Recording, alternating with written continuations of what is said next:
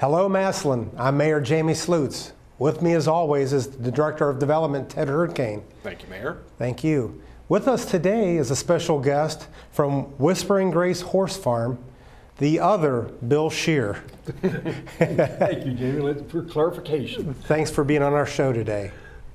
Bill, tell us a little bit about what the Whispering Grace Horses does and what that's about. Absolutely. Well, first of all of the family from Whispering Grace Horses and Freedom Farm want to thank you for the opportunity to speak with Massillon. We really appreciate that, and gosh, it was an idea that started with my wife and I, who was a co-founder, Marcia, kind of a legend in her own time. She's a teacher, was a past teacher in Jackson local schools and kindergarten teacher. And needless to say, we were both I had just retired from being a school administrator in Canton City schools. Yes, I did coach at McKinley High School. And needless to say, we grew up with horses. My dad owned race horses. I grew up at the racetracks and got into being a actual cowboy when I was a young guy. I was roping calves, cutting cattle, the whole works. And then I had aspirations of being a coach. I had an idol that I wanted to be like in high school. His name was James Lessick. He was my English teacher, coach. He ended up being the athletic director at Bowling Green University, and actually hired Urban Meyer. And needless to say, through some of these aspirations that I personally had, I was fortunate to find Marcia, and she became my wife, and then we were fortunate to have 2 daughters. We have 8 grandchildren. And so my duties as a grandfather became to babysit. Okay, really, really important job. Great job. And so I was taking my youngest granddaughter, picking her up every day, and we'd go to a different Subway. That was my deal. I taught her to like mustard. Okay, and so we had gone so many different places, and Marcia gave me the name of a farm right on the outskirts of Massillon here, Nickajack Farms. And gosh, they had sheep, goats, llama, and at that time, because of my aspirations, we had no horses for over 20 years. And Marcia said to me, but I think today, if you take Emily out there, you can renew your love for the horses. And so I went out there unannounced with Emily, and the owner of the farm, Debbie Siebold, came out and introduced herself, and I kind of gave her my background with horses, and here's the story right here. It starts right here. She says, well, Bill, we just got 2 horses in off the racetrack. You think you'd like to work with one? And I said, Debbie, no. I said, I'm playing this game called golf, and I got kind of good at it, and I'm playing in some tournaments actually all over the world, and she almost scolded me. She says, well, you're here with your granddaughter. At least you can come down and look at them. And I said, okay, we'll come down and look at them. And so we went down to another area of the farm, and there were these 2 horses in off the racetrack. And one of them walked on over to the gate. And I could see every bone in her body, and there was no hair on her back. And this is where it all started. I looked over to Debbie Siebold and I said, if I came out here on my own time, would that be okay? And she said, that'd be wonderful. Thinking, now when I say I played in tournaments and I played golf, I played golf. I mean, I'd play in a tournament, come home and eat, and I'd say to Marcia, I'm gonna go out and chip and putt a little bit. And she'd bring a book with her, and we'd be at one of the clubs, and I'd just go about my business. And so thinking that if I had a little bit of a break, I'd go out and see this horse. Well, that turned in to 2-a-days, going out twice a day. And here's what people can't understand. I've never picked up a golf club since. Wow. I've never picked up a golf club since. It's going on 14 years. And I know that God is snickering because our location is right next to the Elms Golf Course, okay? And so, and let me tell you. You could just pop over and hit a few. I don't want to say this the wrong way. There's a lot of bad golfers over there because we picked up I'm probably one of them. I know I'm one of them. well, let me tell you. This horse that walked on over to the gate is, that was in 2014. and she is still in our barn. That horse started everything for us. And of all things, we have 14 horses now. We have 12 quarter horses, an Appaloosa, and a thoroughbred. And a thoroughbred is the horse that started everything for us. But upon going out and seeing her and showing her some personal attention, she wanted to trust nobody. And the more that we worked with her, for once having horses in the past and having very, very good horses, we weren't getting ready for a big sale. We weren't getting ready for a big horse show. We weren't getting ready for a big race. We weren't in any hurry. And boy, did it pay off. And after 2 months, I can remember exactly, Jamie, where I was in our home in Jackson Township at that time. I said to Marcia, this horse has changed our life. Do you think possibly if she changed our lives, she could change the life of some other people? That's how it started. So we came up with an idea of let's put human and horse together. Let's figure out a way that kids, people who have problems in their life, and people who just want to know more about horses have a place to come. And so we figured out a way that what does it take to have a relationship with a horse? I don't mean to be around them and to be comfortable or to have a relationship. Because at that time, we just didn't think, and that was back in 2014, that as a people, we were very good at relationships. Now, here we are, 2026. Right. Do you think we're any better? We're worse. We're worse at it. Because some people now start relationships, I kind of compare it to a piece of scrap paper. We start out writing something, well, this isn't working up, so we just crumple it up and we throw it away. And we don't let relationships really have an opportunity to survive, to mature. And so people look at me and they say, well, what in the world are you talking about with this thing with horses? Well, let me just tell you what. When you see things with your own eyes, you have to trust it. And so it took us, with this horse, patience and trust and forgiveness and what it means to keep trying. And as a coach and as an administrator, you know what? I wish I would have remembered that last part a little bit better, what it means to keep trying and keep trying. Because so many times, either in relationships or in endeavors, we try them and it's not working out, so let's just do something else. That's not the way it works. It certainly isn't the way it works with horses, and it certainly isn't the way it works in any relationship. And so this idea, we started to kind of get an idea, let's start this program. And actually we were keeping 2 horses at another facility in North Lawrence, Tom and Amanda Rohr, Aurora Farms. And we just had an idea and we approached him. We said, do you think, if possible, we could start a little program out here where we kind of hooked on humans and horses, and then we took it one more layer, our relationship with Christ, and they said, sure, go ahead, thinking probably not much was going to happen. Well, within a month we had about 10 families coming out to their farm. I mean, nobody came to their farm except farm equipment. When they were farmers, and just a beautiful, beautiful location. And in 2 months, we had about double that, 20 families. Now we thought, well, this is kind of catching on. So these families are missing something in their relationships, or what? Boy, that's a great question. And the next question that always came up, well, Bill, how did they find you? Right. We didn't have any website. I'm going to tell you what, they found us. Jamie, that's part of this whole situation. I speak probably about 45 times a year, and this is the way I start every speech now. Look, I don't expect people to understand what I'm going to say. And if it makes you step away, then it makes you step away. But I had God and a horse change my life. There, said it. And what's happened at our place, I mean, this is all, the whole direction of the whole endeavor is a gift. It's a gift from above, because there's no way this could have happened on our own. There's no way Bill and Marcia Shear could have done this by ourselves.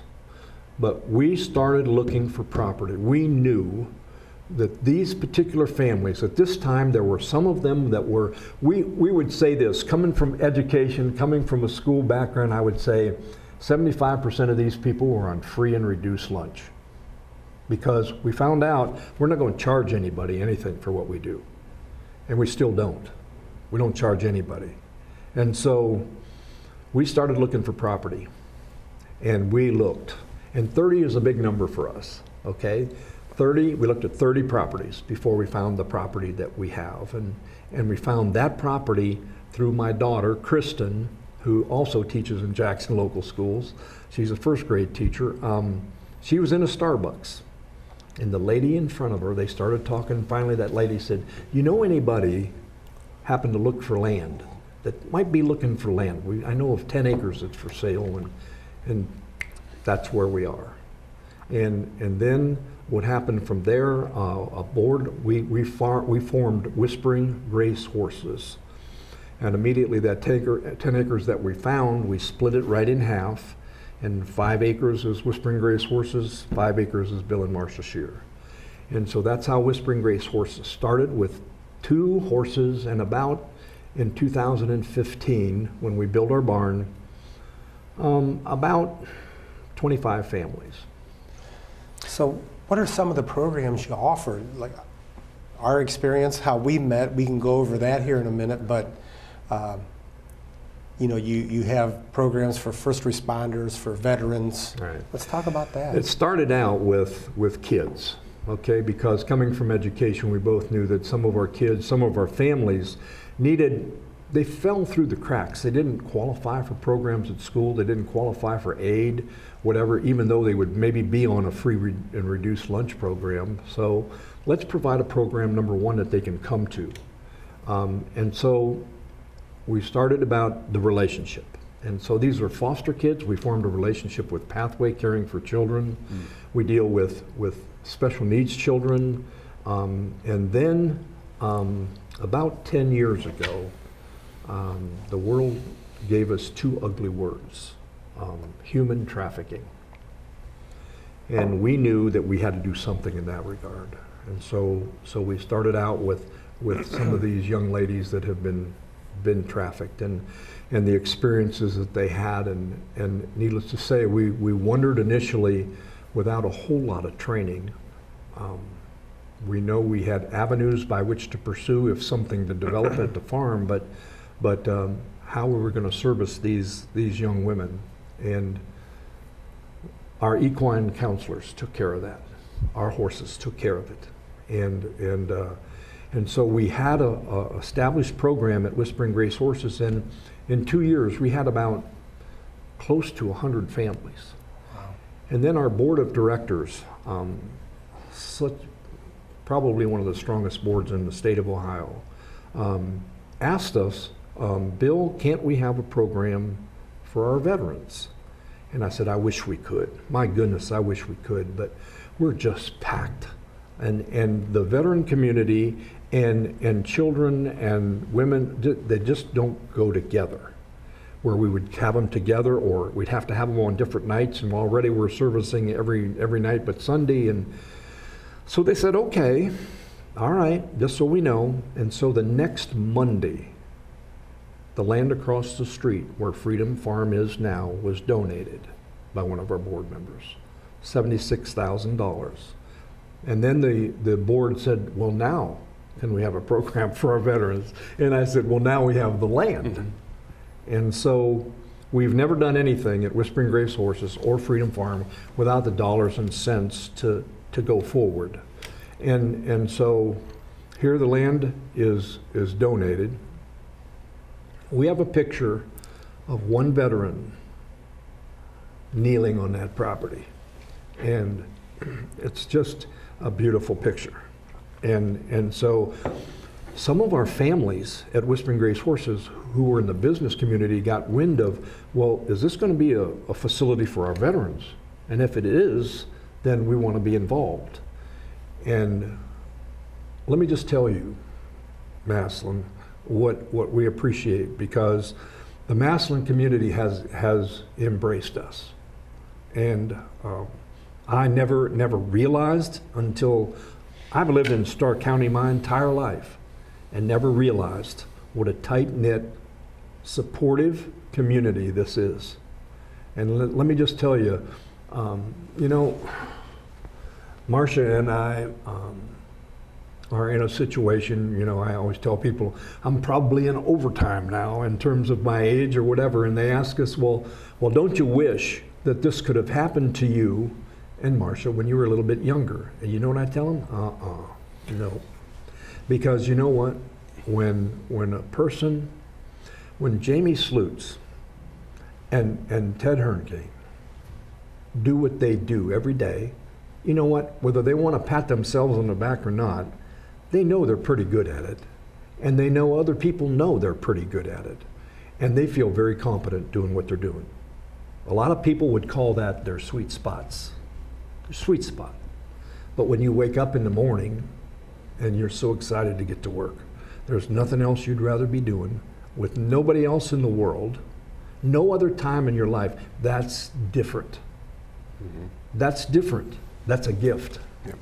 And if you've been given that gift, which Marcia and I, and now the entire family of Whispering Grace Horses and Freedom Farm has been given, if you don't recognize that that's a gift, so now it becomes important to us how we unwrap it. That's how I wake up every morning. I look forward to coming to work, and I know Ted does too. We talk about that all the time. Every day is a day to do something. When you love what you're welcome to the club. When you love what you're doing, it's not really work, is it? It really isn't.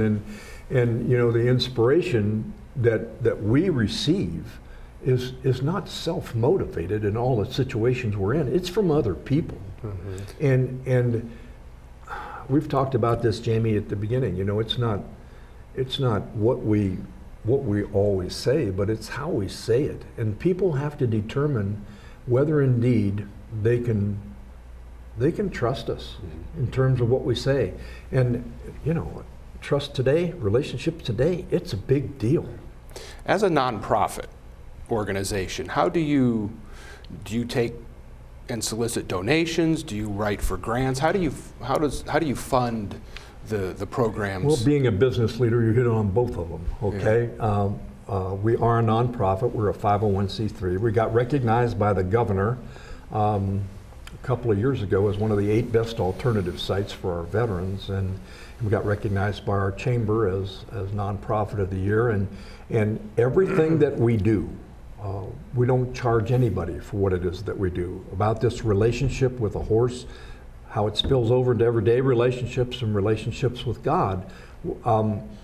So how do we sustain? How do we remain sustainable?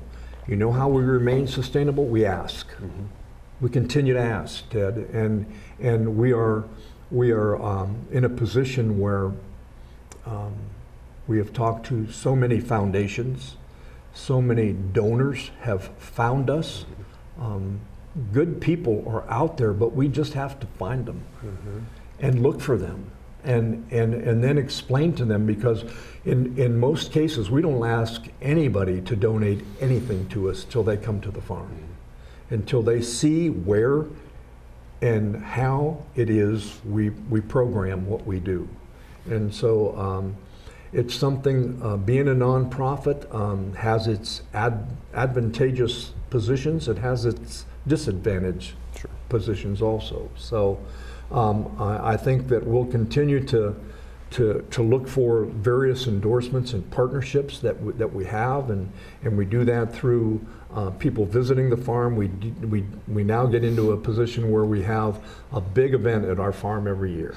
And a fundraiser. Let's talk about your fundraiser coming up here in September. Absolutely. We have a big one coming up. And let me just tell you, I want to tell people, when you come to this event, and the people, if they have been to an event,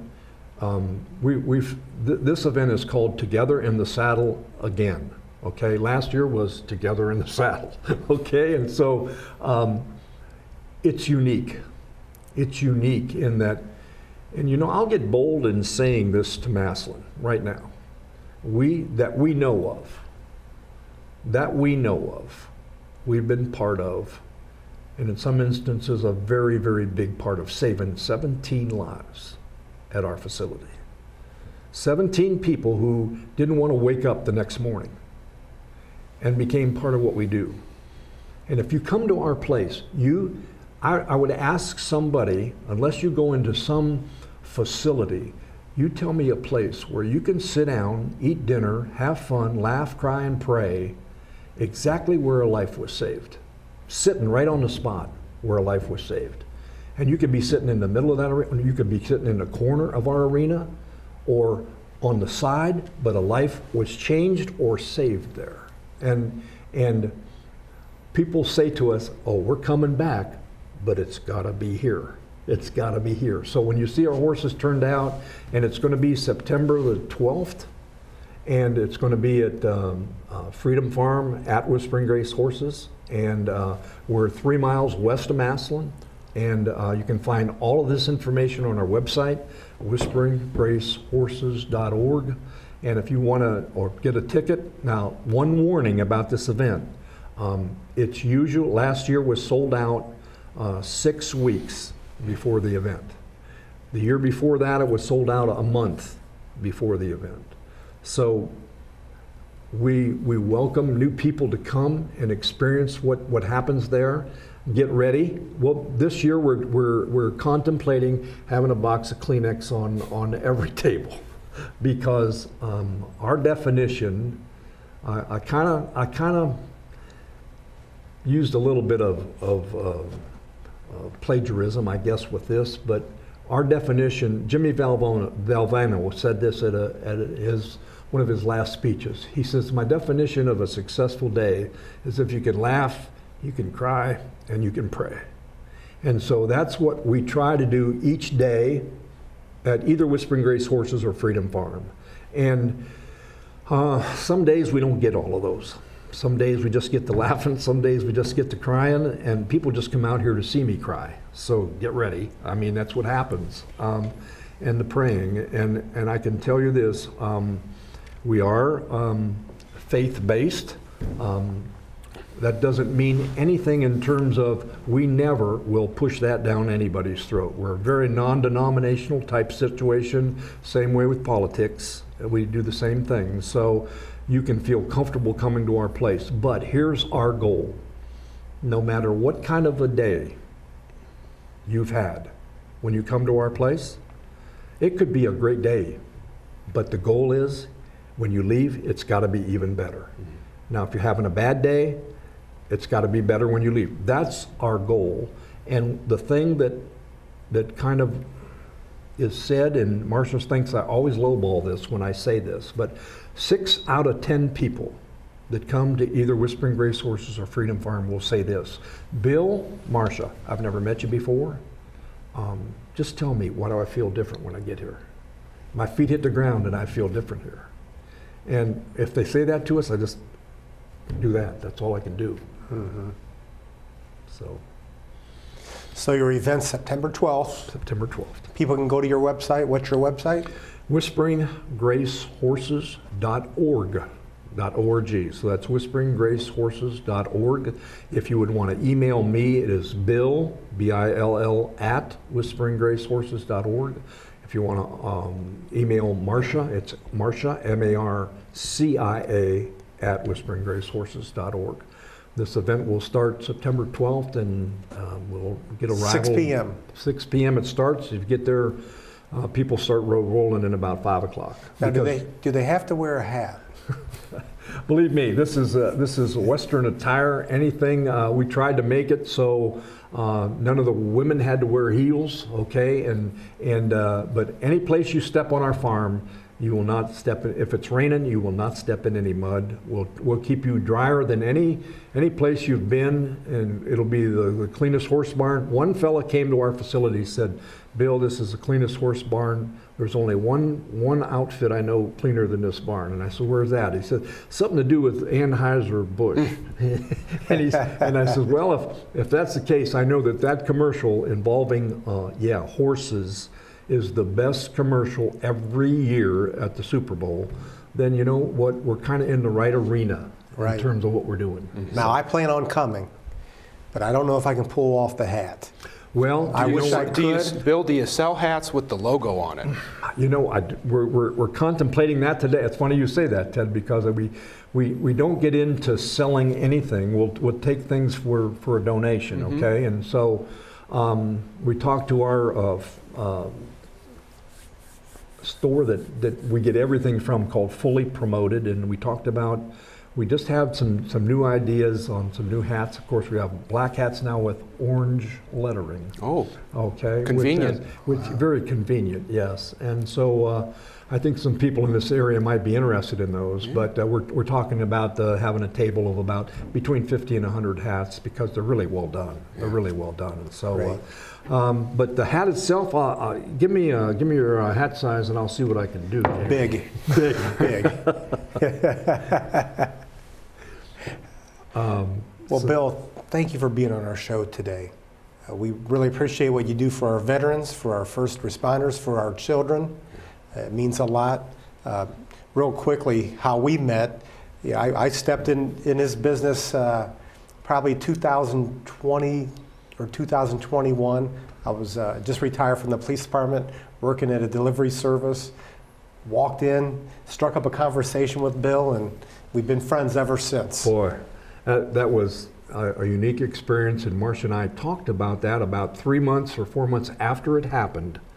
And it wasn't long after that a good friend of mine, Vince Spagocci, who happens to be a local firefighter here in Massillon, said, Bill, I think it's time for Whispering Grace Horses to meet the new mayor of Massillon. And I said, well, I've heard a lot of good things, and so we're leaning against the truck. I don't know if I have time to finish this or not. Yeah, we have about 20 seconds. Oh, okay. Well, needless to say, he says, this is Bill Shear. And I said, well, I'm not the Bill Shear from Canton, even though I know Bill Shear from Canton, the mayor, and doing a great job. But it was a pleasure to know that Jamie knew who Whispering Grace Horses was and Bill Shear was. So Yeah, thank you so much. thanks for coming on, Bill. Tell Yeah. Marcia we said hello. I will certainly do that. Thank you And very please, much. Please tell your dad I missed him today. I will. Well, there you have it, Massillon, Whispering Grace Horses. Thanks for your time. Until next month, be safe.